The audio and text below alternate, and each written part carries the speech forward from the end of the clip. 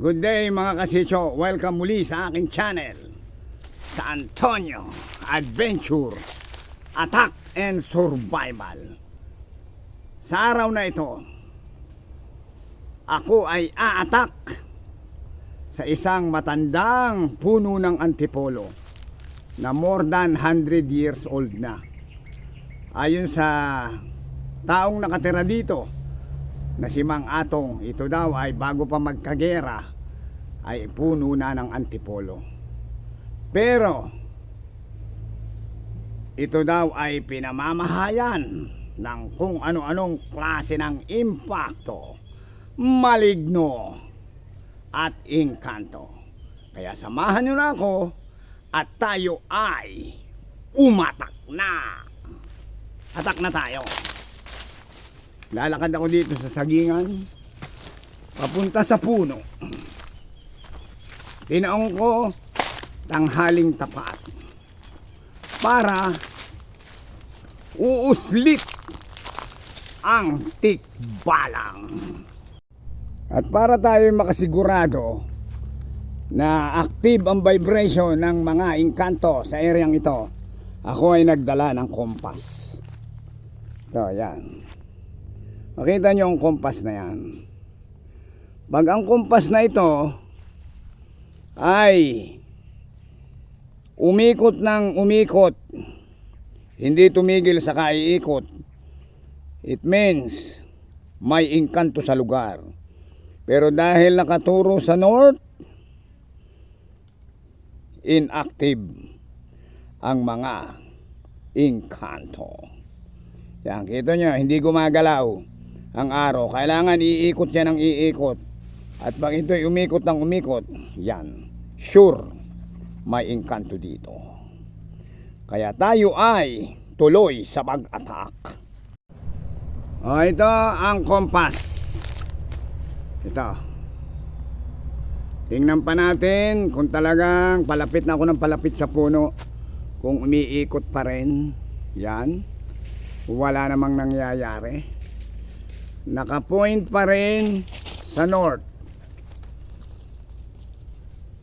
Naghihintay ako kung umikot. At malapit na tayo sa puno ng antipolo na dating pinaniniwalaan at pinamamahaya ng mga maligno, engkanto, impakto, kapre at tikbalang. Kaya samahan nyo na ako at tuloy-tuloy tayo sa ating pag-attack. Yan, dito ako naglalakad sa gubat. At ito na ang puno ng antipolo na tinamaan ng kidlat nung nakaraang 2 linggo. Kung makikita ninyo, ubos ang dahon. Ibig sabihin, patay na ang puno. Yan. Lalapit tayo para malaman natin kung ano na talaga ang tunay na hitsura ng puno ng antipolo. Nung unang umatak ako rito, hindi naman ganito kalago o kasukal ang paligid. So atin titingnan dahan-dahan. Ito na ang puno ng antipolo na more than 100 years old na. Ngayon ay para ng Christmas tree buhat ng tamaan ng kidlat. Nalantaan lahat ng dahon. Pero itong nasa katabi, ito ay puno ng buli. Pero itong mismong puno ng antipolo na tinamaan ng kidlat, mga 2 weeks ago na ang nakalipas, ayan, biglang nagkaganyan na dati ay makapal ang dahon. Ngayon, hahanap ako ng magandang angle para makita nyong mabuti ang pagkakalbo ng dahon ng antipolo.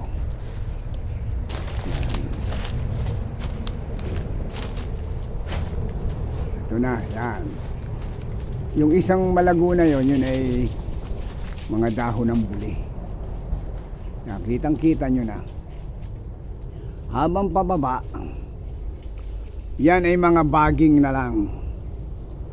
At namatay na ang puno ng antipolo. At ayon kay Mang Atong, yung taong nakatira rito sa malapit, lumayas na raw ang mga engkanto buhat ng tamaan ng kidlat.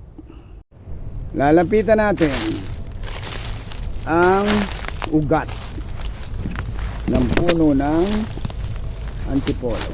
Yan, ito ang ugat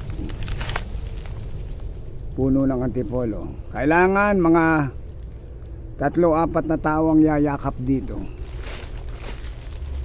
para mahawakan ang puno. Yan, ito.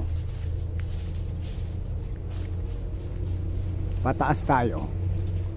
Mga lukmoy ang nakadikit dyan. Yan ang laki.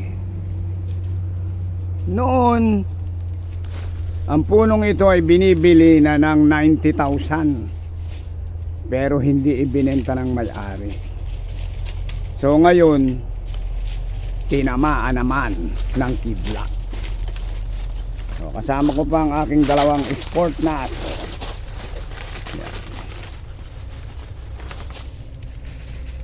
Yan, kung makita nyo, ayan o, yung pinakang ugat ng puno ng antipolo, yan.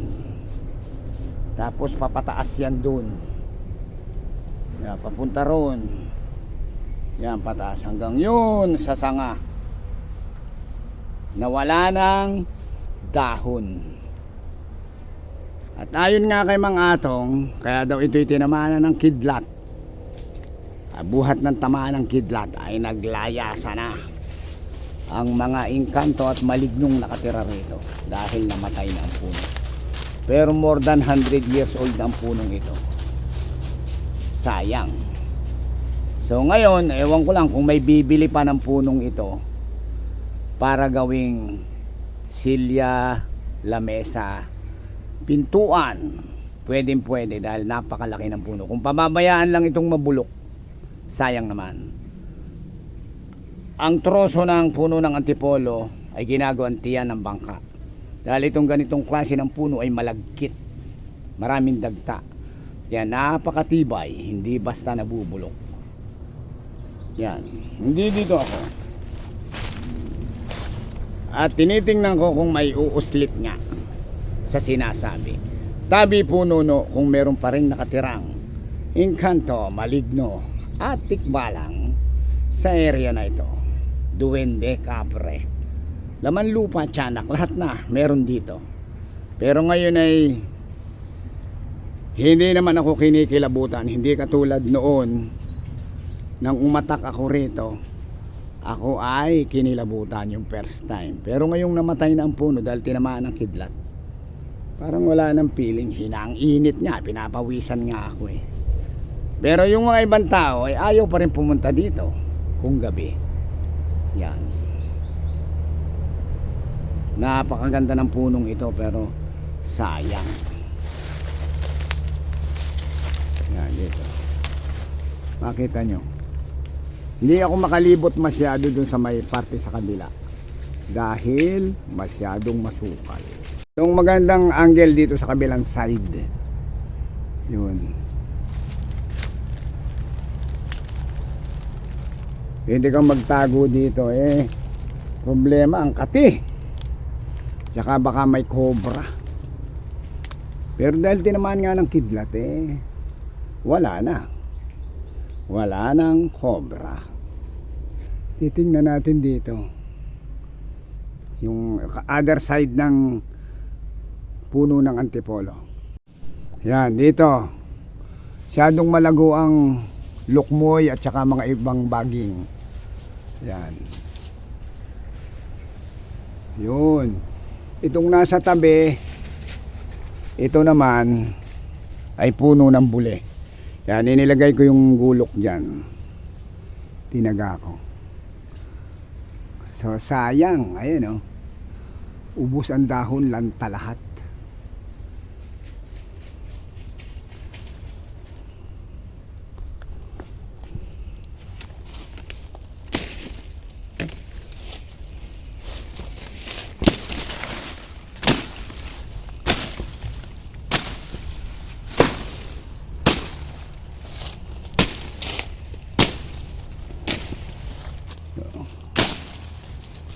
Tali po.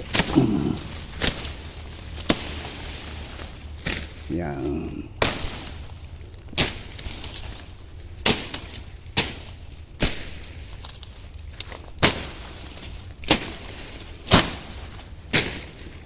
Masyadong masukal.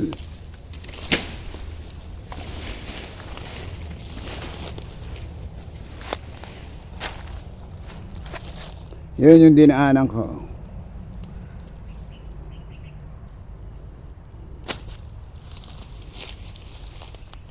Tingnan natin yung puno. Ayun, kitang-kita na. Dito. Ubos na ubos ang dahon. Inatira pa mga lanta na. Patay na ang punong ito.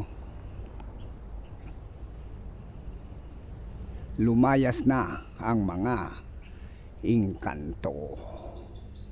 Mga kasityo ko, sana nagustuhan nyo ang aking pag-attack dito sa luma at matandang puno ng antipolo na more than 100 years old na tinamaan ng kidlat 2 weeks ago. Kaya namatay ng puno at nagsilayas na rin ang mga engkanto at maligno. Yan, tingnan nyo mabuti. Makita nyo ang puno ayun sa akin likuran. Pataas, yun, wala ng dahon. Lantang-lanta na. Ubos ng lahat. Kaya pati engkanto at maligno nagsilayas na. Yan. Kaya sa susunod pang Antonio Adventure, Attack and Survival at Kababalaghan Stories, mag-ingat sa engkanto at maligno. Bye-bye.